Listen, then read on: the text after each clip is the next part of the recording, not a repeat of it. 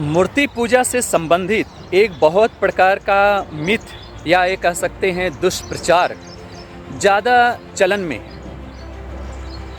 कुछ ऐसे वर्ग हैं जो मूर्ति पूजा में बिल्कुल भरोसा नहीं करते, कुछ ऐसे हैं जो हमेशा माथा पटकते हैं मूर्ति पर ही। दोनों गलत है। मूर्ति पूजा का एक विज्ञान है। मूर्ति उसमें एक अपना विशेष स्थान रखता है, विशेष महत्व है मूर्ति का।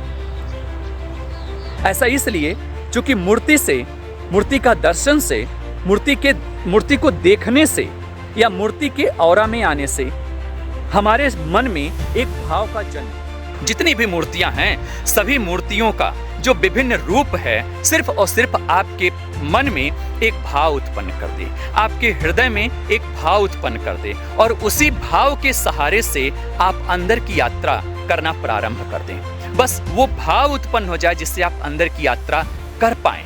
मूर्तियों का सिर्फ इतना है, मूर्ति एक सहारा। ओम तत्वमसि। मूर्ति पूजा से संबंधित एक बहुत प्रकार का मिथ या ये कह सकते हैं दुष्प्रचार ज़्यादा चलन में है। कुछ ऐसे वर्ग हैं जो मूर्ति पूजा में बिल्कुल भरोसा नहीं करते, कुछ ऐसे हैं जो हमेशा माथा पटकते हैं मूर्ति पर ही। दोनों गलत है।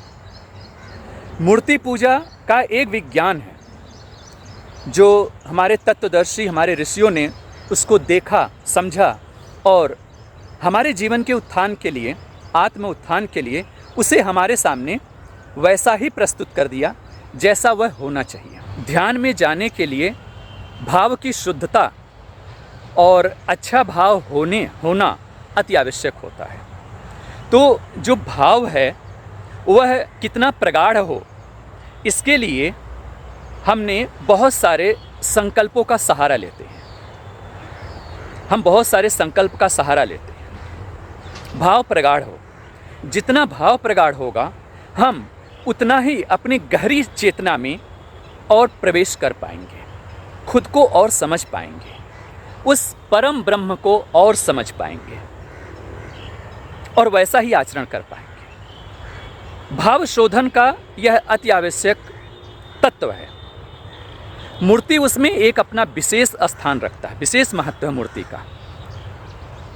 ऐसा इसलिए क्योंकि मूर्ति का दर्शन से, मूर्ति को देखने से या मूर्ति के औरा में आने से हमारे मन में एक भाव का जन्म होता है। एक उदाहरण दे रहा हूँ। हनुमान जी का बहुत सारी मूर्तियाँ हैं। कहीं सीना चिड़े हुए हैं, जय श्री राम, कहीं पर राम को गले लगाए हुए हैं, कहीं पर पर्वत लेकर के जा रहे हैं, कहीं पर बहुत मैस्कुलाइन, एकदम बलिष्ठता है उनके शरीर में, पौरुषता है। आपने नोटिस किया, जब आप हनुमान जी के इस प्रकार के मूर्ति का दर्शन करते हैं, आपके अंदर वैसा ही भाव उत्पन्न हो जाता है। अगर आप देखते हैं राम जी उनको गले लगाए हैं तो आपके अंदर एक प्रकार का प्रेम का भाव आता है। अगर जड़ी बूटी लेकर के अगर वो जा रहे हैं, एक प्रकार का कह सकते हैं सहायता का चीज़ें उत्पन्न होता है, संकट मोचन की भावना आती है। और अगर सीना चीर करके दिखा रहे हैं, वहाँ पर मैस्कुलाइन है उनके अंदर, तो एक प्रकार का पराक्रम का आपके मन में भाव उठता है। जितनी भी मूर्तियां हैं, सभी मूर्तियों का जो विभिन्न रूप है, सिर्फ और सिर्फ आपके मन में एक भाव उत्पन्न कर दे, आपके हृदय में एक भाव उत्पन्न कर दे, और उसी भाव के सहारे से आप अंदर की यात्रा करना प्रारंभ कर दें। बस वो भाव उत्पन्न हो जाए जिससे आप अंदर की यात्रा कर पाएं। मूर्तियों का सिर्फ इतना है, मूर्ति एक सहारा है। तो दोनों चीज गलत है। यदि आप उस सहारे को तोड़ करके फेंकना चाहते हैं, यदि उस सहारे को आप बिलीव नहीं करते हैं, यह भी गलत है। और उस सहारे पर हमेशा सिर्फ माथा ही पटक रहे हैं, ले जा करके हमेशा मूर्ति पर माथा पटक रहे हैं, वह भी गलत है। मूर्ति एक बहाना है।